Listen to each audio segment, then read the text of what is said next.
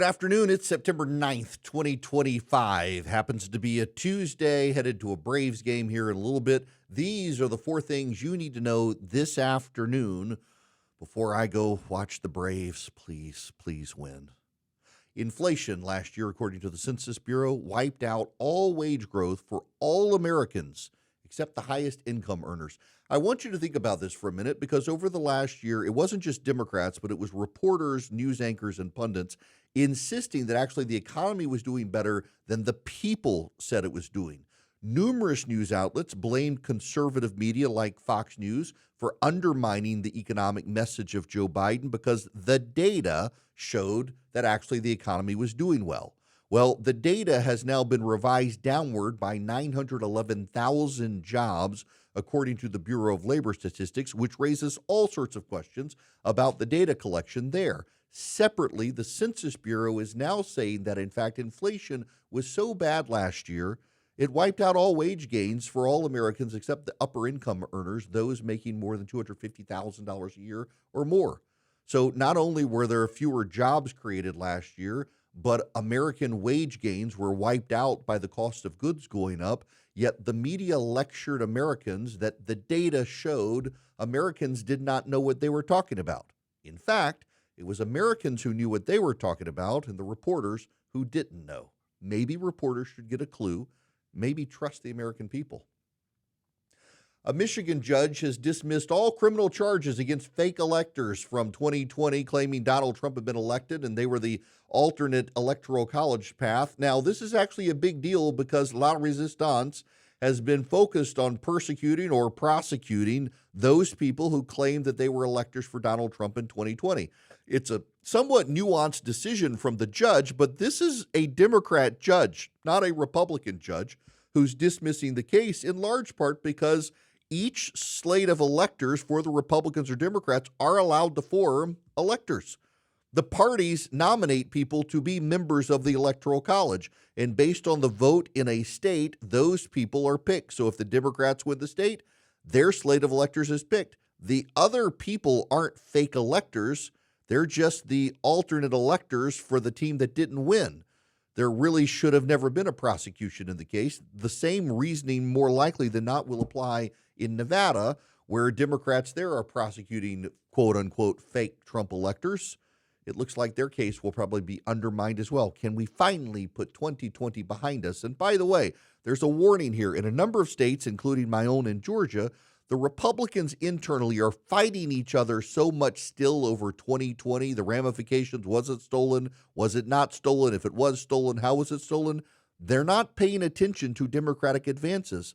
The downside for Republicans of the 2020 election is no longer that Donald Trump lost it. It's that internally the Republican Party is still so divided that it can't advance candidates or a game plan to stop Democratic advances in states like Georgia, where the Republican Party is so busy dealing with lawsuits and litigation, it can't actually put points on the board to stop a Democratic takeover of the state. Up next, Israel issued a sweeping evacuation order for Gaza City, signaling its intent to invade the area.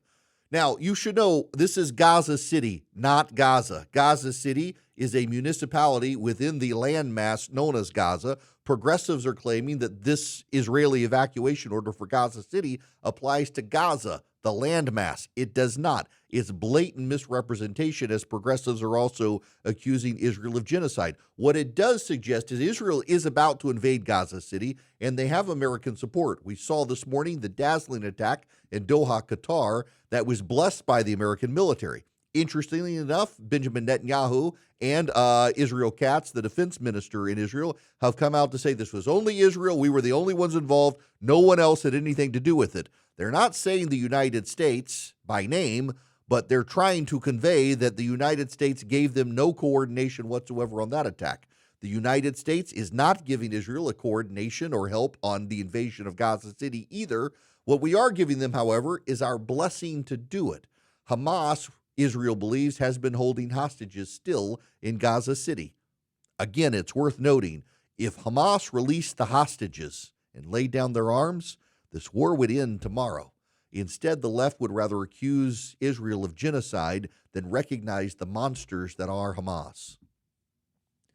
Finally, and no surprise to anyone, Cracker Barrel has decided not just to scrap its new logo, but to scrap its entire rebranding and remodeling strategy after both the concerns from the public that were bipartisan and criticism from the company's founders. The Democratic National Committee's Twitter account a few weeks ago tweeted, "We also don't like the new logo." Many people were vocal about the sterile changes within Cracker Barrel as well that kind of devalued the brand and what it was. The ownership is now trying to chase a suburban clientele that may not like the knickknacks in the store, among other things. But the public outrage from people, many of whom don't even go to Cracker Barrel anymore, decided that, well, they should scrap the remodeling campaign. If I could just give one word of advice to Cracker Barrel, focus on the basics, the food. It's not good anymore. My family were regulars to Cracker Barrel until about a year and a half ago, when we realized there was a decline in the quality of the food and the menu changes. It's not the restaurant that's the problem. It's the product at the restaurant that's the problem. But the CEO has decided to avoid the elephant in the room of the food quality not being as good anymore and do a repackage of the brand, which undermines its value and the loyalty of people who still go. It never made any sense. The other thing Cracker Barrel should probably do at this point is get rid of the CEO who decided to fix the wrong thing. Those are the 4 things you need to know this afternoon before you get home from work. You'll be smarter than the rest of your friends by the time you get there. I'm Erick Erickson, and yes, decided I'm just going to keep winging it with these. I've got a teleprompter that reminds me the 4 things I wanted to tell you about, and then I'll actually tell you what I think about them without having to read off the teleprompter. Yeah, maybe that'll make me a bad news guy, but you know what? It'll make you more informed. I'm Erick Erickson. Please stay informed, stay engaged, and above all else, please keep the faith.